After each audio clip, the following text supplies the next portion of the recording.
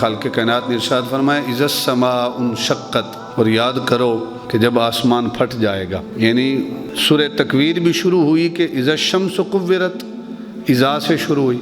سورہ انفطار بھی اذا السماء انفطرت، کہ جب آسمان لپیٹ دیا جائے گا، اذا الشمس کورت، جب سورج لپیٹ دیا جائے گا۔ یہاں ارشاد فرمایا اذا السماء انشقت، جب آسمان پھٹ جائے گا، یعنی ڈائریکٹ ذکر ہی قیامت کے دن سے ہے۔ اذا السماء انشقت، جب آسمان پھٹ جائے گا۔ اور کیوں پھٹے گا؟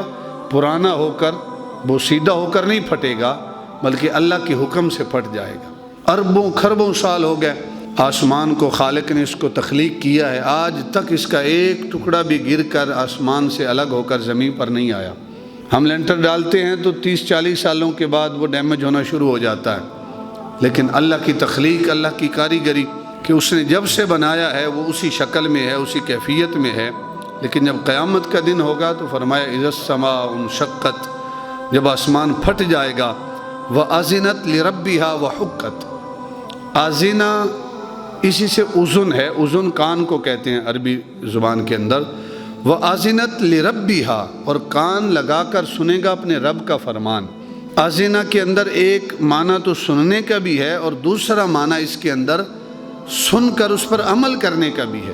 وَأَذِنَتْ لِرَبِّهَا وَحُقَّتْ، اور کان لگا کر سنے گا اپنے رب کا فرمان۔ وَحُقَّتْ، اور اس کا فرض بھی یہی ہے، اسی سے حق ہے کہ اس کا یہ حق بنتا ہے کہ وہ یہ کرے۔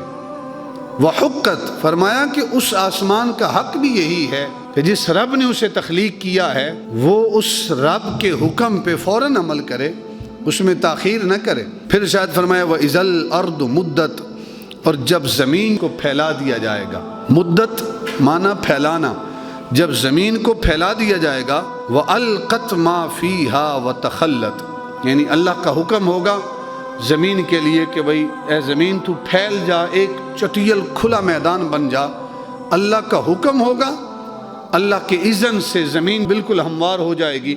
جو بڑے بڑے پہاڑ ہیں وہ مٹی کے بن کے زمین کے اندر جو نشیب ہے، جو گہرائیاں ہیں وہ ان کو بند کر دیں گی۔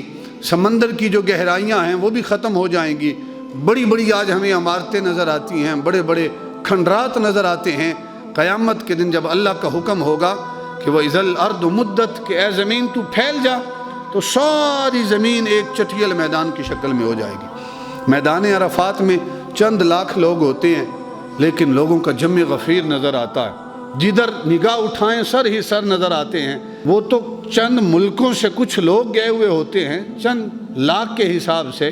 آپ ذرا تصور کریں کہ آدم علیہ السلام سے لے کر قیامت تک جتنے انسان اس دنیا سے چلے گئے، کتنے اربہ لوگ اس دنیا سے چلے گئے، وہ سارے جب ایک میدان میں اکٹھے ہوں گے تو اس میدان کی پھر کیا کیفیت ہوگی۔ وَإِذَا الْأَرْضُ مُدَّتْ، جب زمین کو پھیلا دیا جائے گا۔ وَأَلْقَتْ مَا فِيهَا وَتَخَلَّتْ، اور زمین پھینک دے گی۔ وَأَلْقَتْ، پھینک دے گی، مَا فِيهَا، جو کچھ اس میں ہوگا، یعنی انسان ہیں تو انسانوں کو بھی پھینک دے گی۔